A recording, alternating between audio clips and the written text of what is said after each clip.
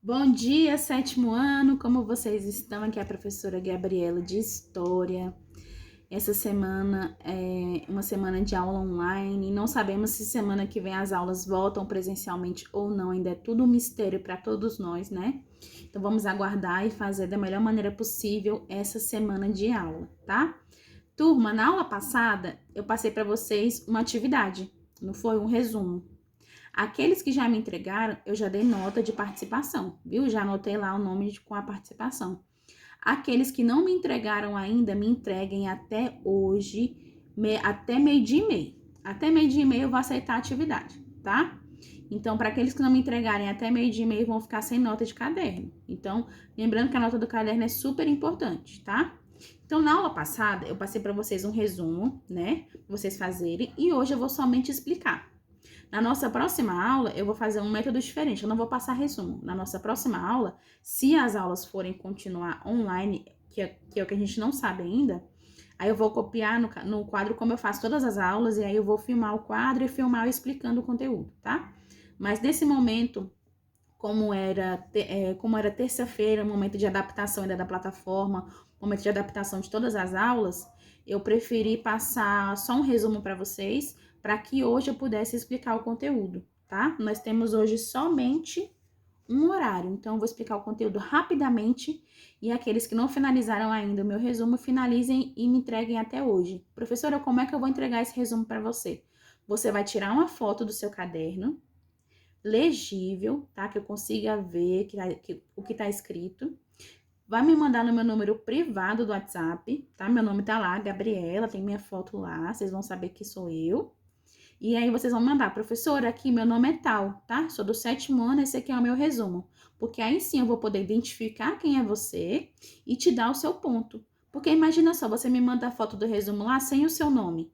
Como é que eu vou saber que é você? Como é que eu vou te dar a pontuação, né? Então, professora, meu nome é tal, sou do sétimo ano, esse aqui é o meu resumo. Pronto, eu vou dar o seu visto, tá bom? Então, turminha, olha só. O resumo que eu passei para vocês é justamente sobre fortalecimento da burguesia e do absolutismo. Vocês lembram que na nossa aula passada eu passei o conteúdo sobre renascimento? Nós estávamos vendo sobre renascimento, renascimento das artes, do comércio, da burguesia. Tudo estava renascendo, das ciências, o homem agora é o centro, né? Deus não é mais o centro, agora o homem é o centro, então nós temos agora o antropocentrismo como o homem no centro, né? Todo mundo lembra desse conteúdo. E agora a gente vai começar a estudar sobre os Estados Nacionais Modernos. É um capítulo sobre Estados Nacionais Modernos. E o conteúdo da nossa aula de hoje é justamente sobre fortalecimento da burguesia e do absolutismo. Lembra, turminha, aqui que a burguesia? A burguesia são os comerciantes.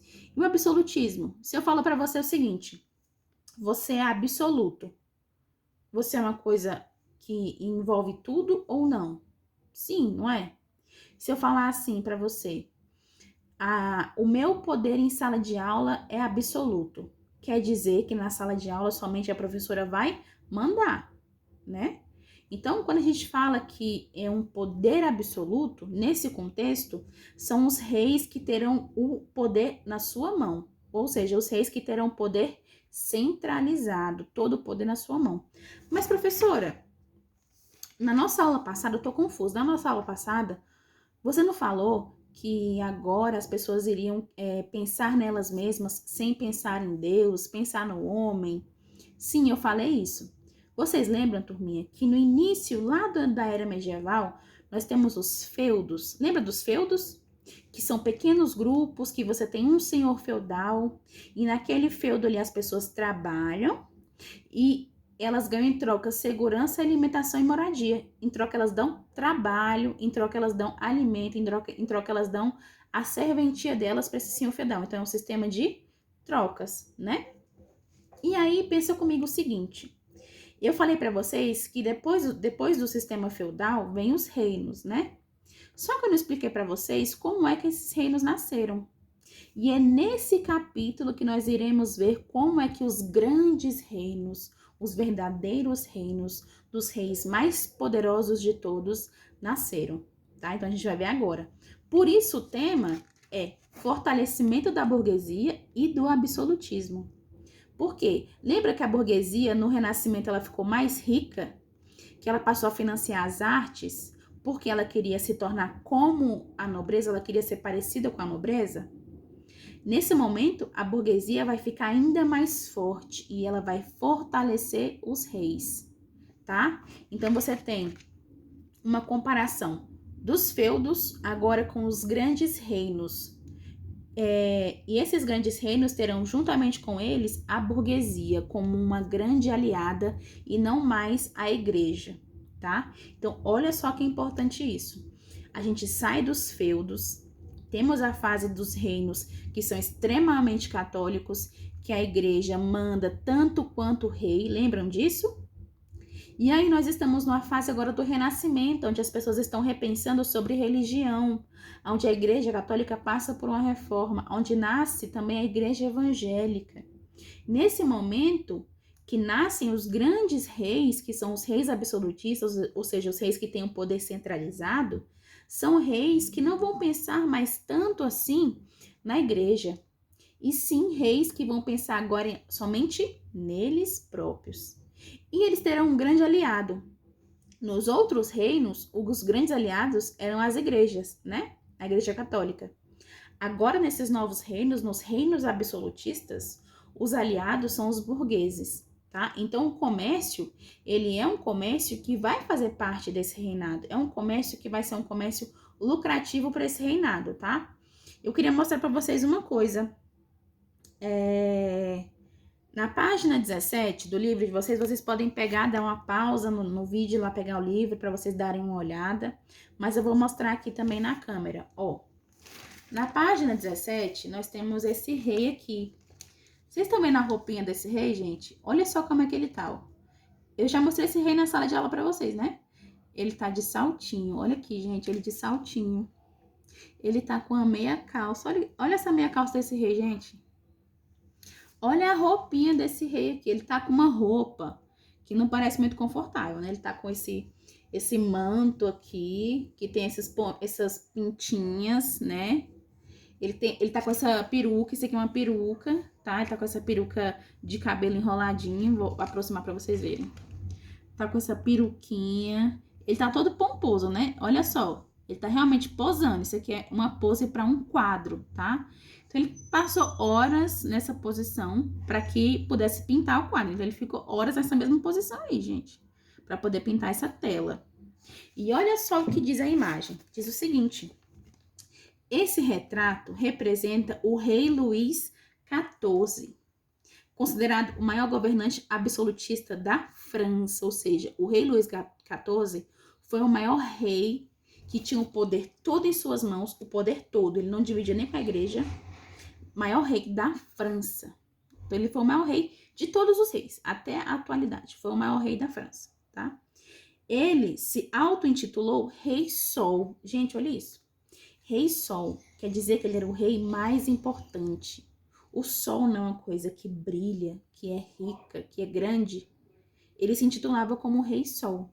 Olha que coisa engraçada, né? Que coisa curiosa, né, turma? Turma, só um minutinho. Espera que eu só vou fechar aqui a janela, tá?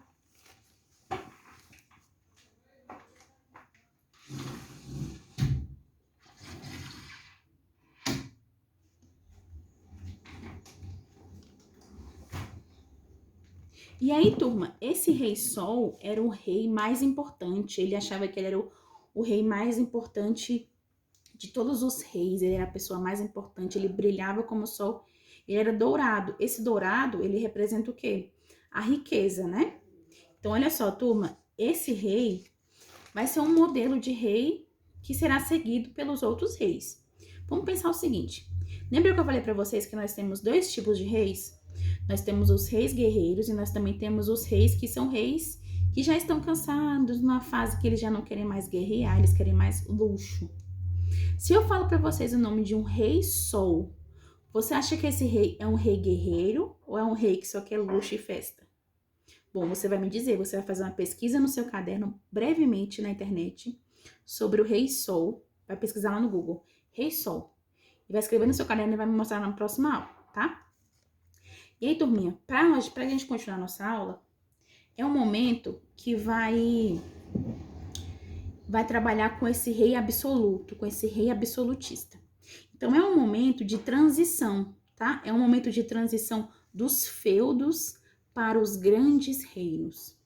Lembrando que os feudos, você tinha um senhor feudal, e nesse sistema do senhor feudal, ele era o dono daquele território, né, de um pequeno território, e nesse pequeno território você tinha as pessoas que trabalhavam ali, em troca de alimentação, em troca de segurança e de moradia. Então, era um sistema de trocas, né?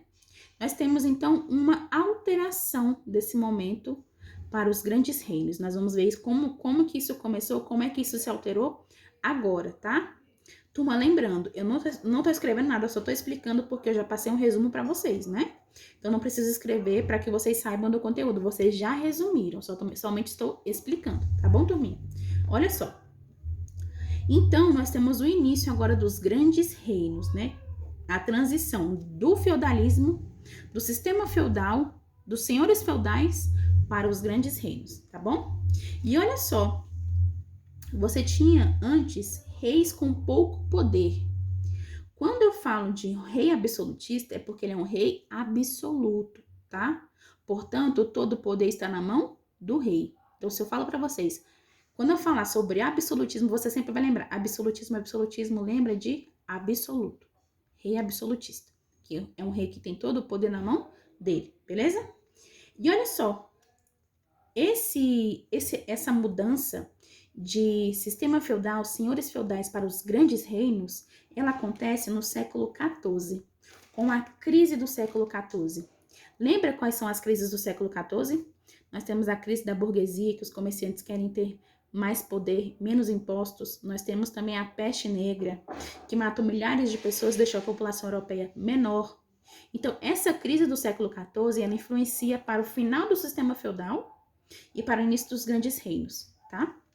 E olha só, a diminuição da população é um dos fatores para que você tenha essa mudança do sistema feudal para os grandes reinos, tá?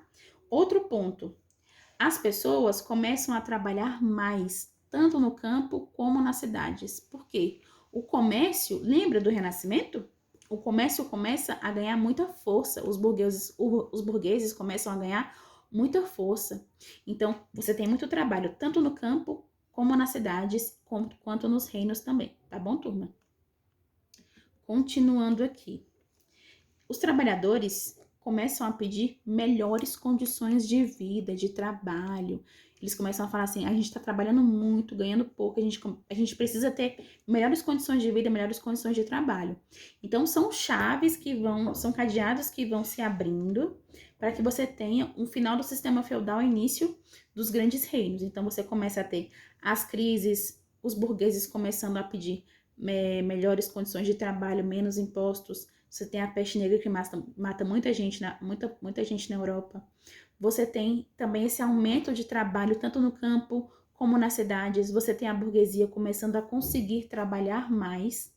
E você também tem as pessoas pedindo melhores condições de vida e também de trabalho, tá? Vários senhores feudais, vendo essa crise que estava acontecendo, que as pessoas estavam pedindo, né, por mudanças e tudo mais, se reuniram. Lembra comigo que um feudo é um espaço pequeno onde você tem o senhor feudal, e ali você tem algumas pessoas morando que trabalham para ele, em troca recebem moradia, segurança e alimentação, né? Os senhores feudais, que têm pequenos espaços, é como se fossem fazendeiros, sabe?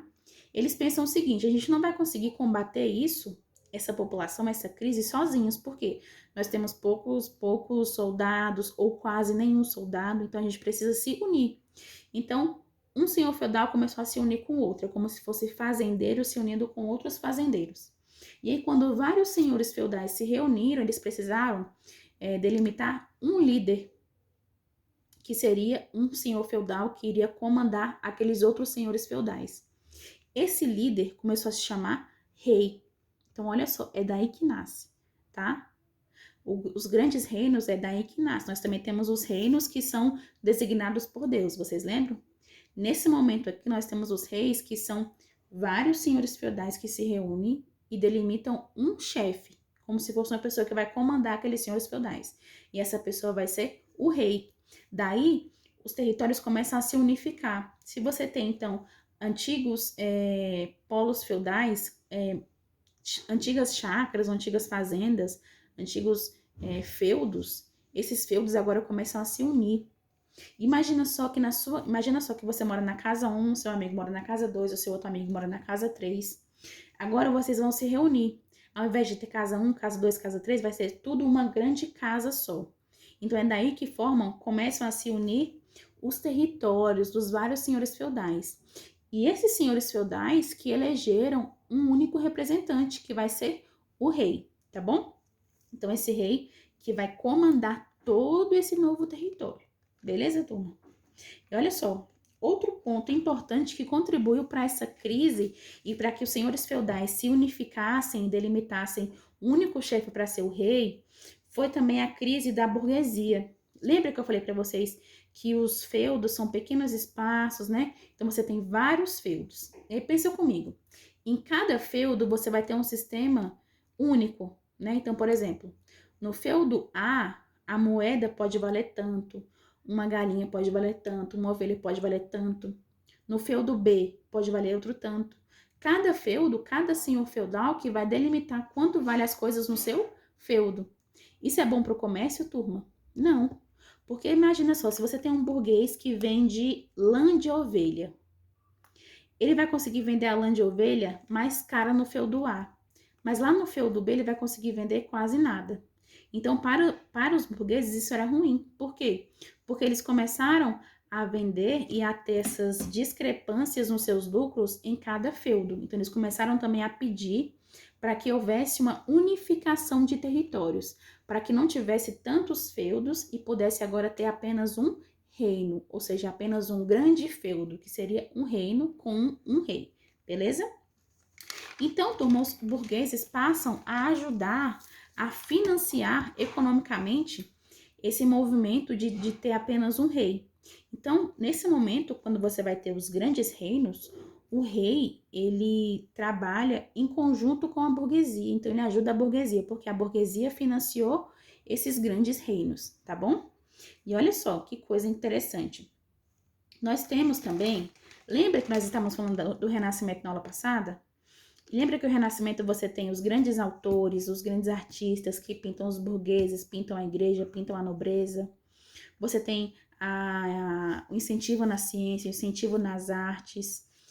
E não é diferente nesse momento, tá? Nós temos a burguesia como uma grande riqueza para aquele momento, como uma grande aliada financeira para os grandes reinos. Então, os grandes reinos surgem por meio do incentivo financeiro da burguesia. Então, quando a burguesia incentiva financeiramente, quando a burguesia ajuda esses senhores feudais a unificarem o seu território, ela começa a ganhar frente e começa a ganhar voz nesses novos grandes reinos, tá? E aí, turma, olha só. Sabendo disso, nesse período que a gente tem do Renascimento, que as pessoas estão pensando, estão pesquisando, estão incentivando a arte e o comércio, nós também vamos ter teóricos. Professor, o que são teóricos? Teóricos são pesquisadores, escritores, então são pessoas que pensam sobre aquele momento e escrevem sobre aquele momento. Vamos pensar o seguinte, na Idade Média, no início da Idade Média, as pessoas conseguiam parar, pensar e refletir no que estava acontecendo no atual momento para poder escrever? Não, é um momento de ação, um momento para você não passar fome, para você arrumar um emprego, né? Quando você vai entrando no Renascimento, as coisas vão ganhando outro espaço, as pessoas começam a parar para pensar, refletir sobre o que está acontecendo naquele momento. Mas são todas as pessoas, gente? Não, a gente sabe que as pessoas pobres, a população pobre, ela sempre trabalhou durante a história inteira. Não é diferente no Renascimento, não é diferente nesse momento que nós estamos estudando aqui. As pessoas pobres continuam trabalhando. Esses teóricos aqui, ou seja, pensadores, pesquisadores, escritores, eles são pessoas que são privilegiadas, fazem parte da nobreza. Eles têm tempo para poder pensar e não trabalhar, tá? Então, olha só.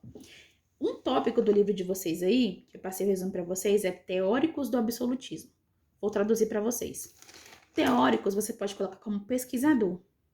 Pesquisador do absolutismo, ou seja, pesquisador dos reis que têm o poder absoluto, tá? Então, são pesquisadores, pessoas que pensam sobre aquele atual momento. São pessoas que pensam o seguinte: como que é esse governo desse cara que tem o poder todo na mão dele? Vamos pensar sobre isso? Então, são pessoas que pensam sobre esse novo tipo de poder.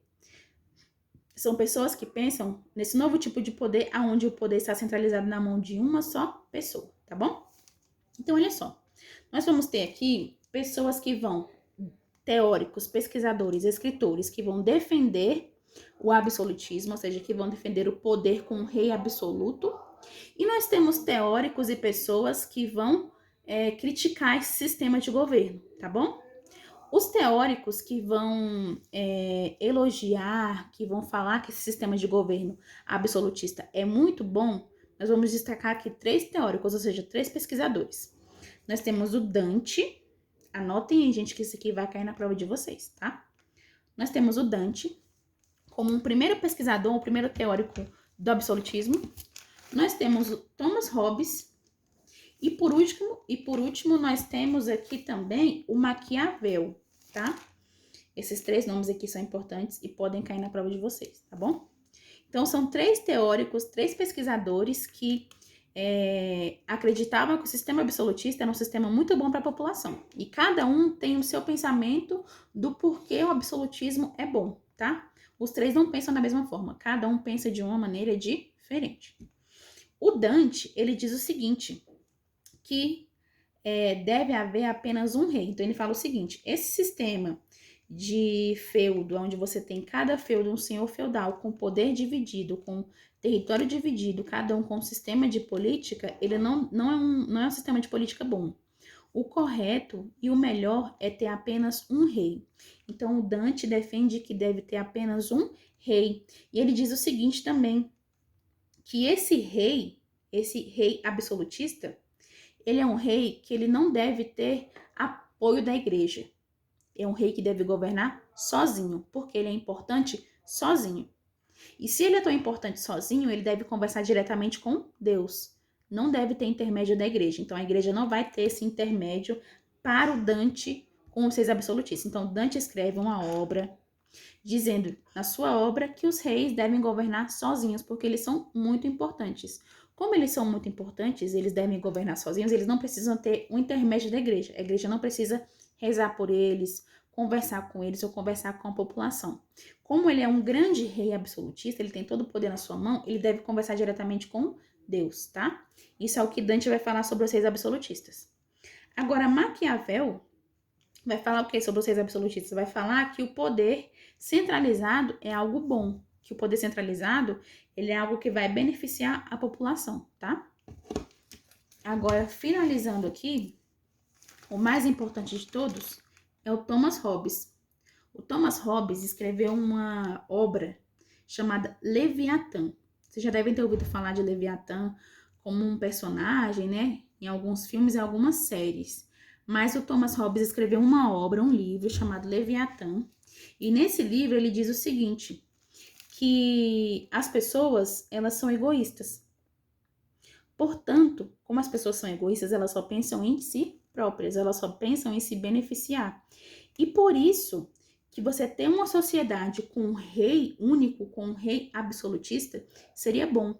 Porque esse rei absolutista, ele vai governar, ele vai mandar em todo mundo, e aí assim você não vai ter, então, um momento onde as pessoas somente vão pensar nelas mesmas. Ele pensa o seguinte, se você tem uma sociedade que não tem um rei absolutista, essa sociedade se torna um caos, porque ele acredita que nenhum ser humano vai ajudar outro ser humano. Ele acredita que cada ser humano vai ajudar somente a si mesmo.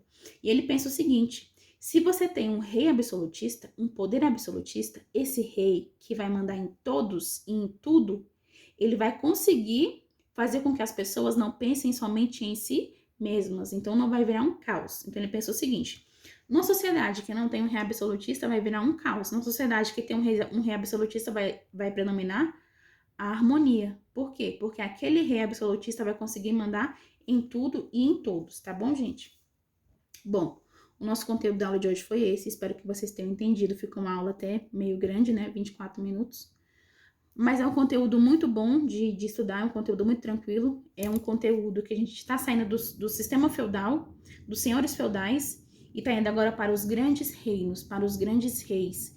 Um exemplo deles é o Rei Sol, que eu mostrei para vocês a imagem, né?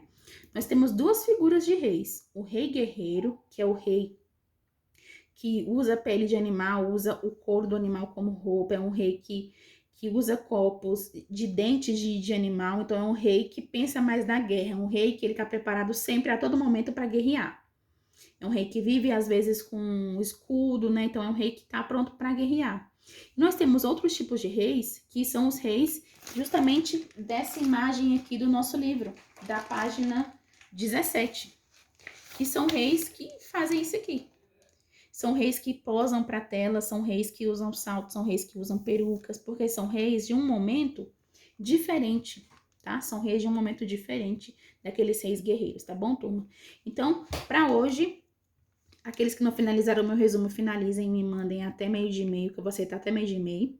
Me mandem mensagem no WhatsApp com a foto do resumo de vocês, com o nome e a sua turma.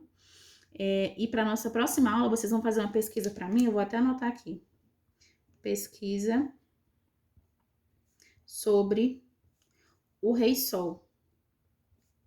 E eu vou dar a vista nessa pesquisa, tá, turma? É para fazer no caderno mesmo, uma pesquisa rápida sobre o que vocês conheceram, o que vocês viram sobre o Rei Sol. E na próxima aula a gente vai falar um pouquinho sobre ele. Professora, quem que é o Rei Sol mesmo? O Rei Sol é esse cara aqui, ó. Tá bom? Então, turma, até mais, até a próxima aula e tchau!